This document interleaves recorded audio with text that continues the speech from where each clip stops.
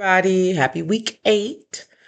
I've always believed that mission begins with the people we encounter in everyday life. This week's assignment felt especially relevant to me because Rancho Cucamonga is still a relatively new community for me.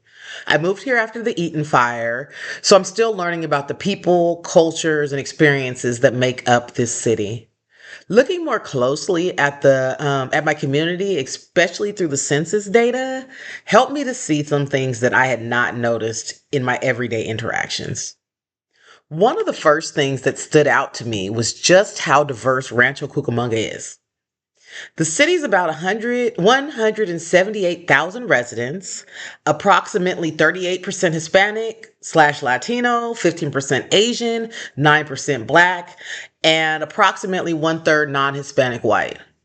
About 1 in 5 residents are born outside of the United States, and more than one third speak a language other than English at home.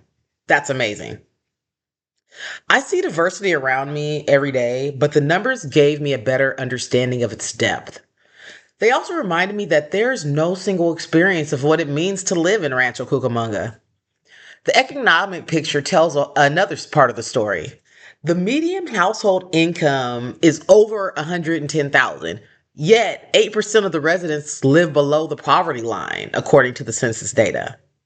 That contrast caught my attention because a community can look prosperous without everyone experiencing that prosperity. Things could look to be going on from the outside, good from the outside, but within the communities, there could be disparities. And that's something that we commonly see throughout the United States. And that makes listening to people's stories even more important. This is where Kirstine Kim's discussion of discerning the Holy Spirit became especially meaningful to me. Um, Kim explains that the Spirit is already at work among peoples and within cultures. She also connects the Spirit's work with transformation, hope, liberation, and justice. I think that changes the way we approach a community. I'm not entering Rancho Cucamonga as though God arrived when I did. God was already here, guys. For me, living missiologically begins with learning to recognize that I can look for God in the ways people care for their families, support their neighbors, build community, and create relationships across cultural differences. I also need to pay attention to people who may be struggling or overlooked. Herpich 2014 emphasizes that cultural competence is important for Christian mission because meaningful engagement requires us to understand people within their cultural context, not our own. We can't walk around judging people from our own worldview. That's just inappropriate. That is particularly important in a community as diverse as Rancho Cucamonga.